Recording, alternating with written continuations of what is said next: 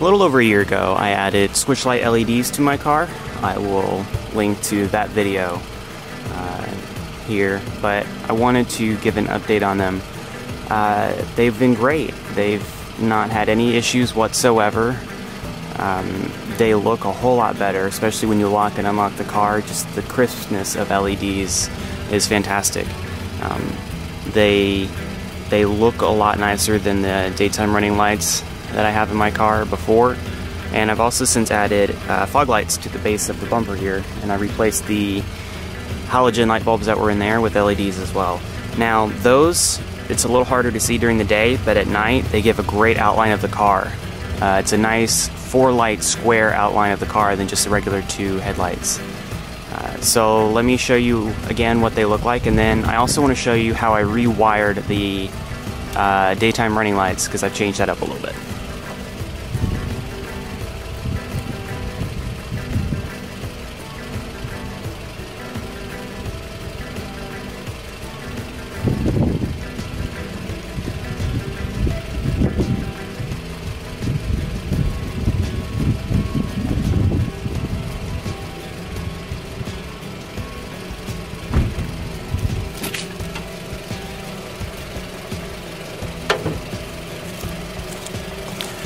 Alright, so I want to show the wiring that I've done. I changed up how I have it wired. Before I had it wired into the regular headlight switch that turns them on and off, and I had them connected to the wiring that was here for the daytime running light, which, as I mentioned already, was terrible. So I had to redo the wiring, but to gain access to the firewall on the driver's side, you have to worm your way around all this stuff, and it was really difficult. So I went to the passenger side of the cabin and came in through that firewall.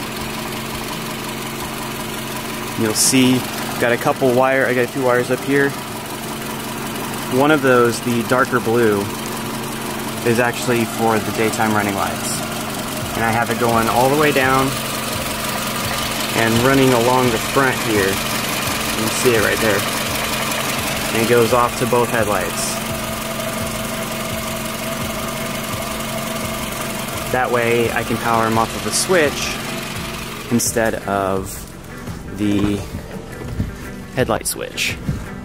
So right here I've got both switches. One, the top one here is for the daytime running lights, and the bottom one is for the fog lights. Another downside to using the headlight switch that I found before is when you turn it on, it will actually engage the lights on your dash, which makes it hard to see during the daytime. So I'd rather just use a dedicated switch down here. And then for the wiring on the fog lights, it's the same setup. I have it going through the cabin into the passenger side firewall, but this time I have the right here is the fuse box and the relay for the fog lights, because the switch only activates the relay. It does not actually turn the lights on.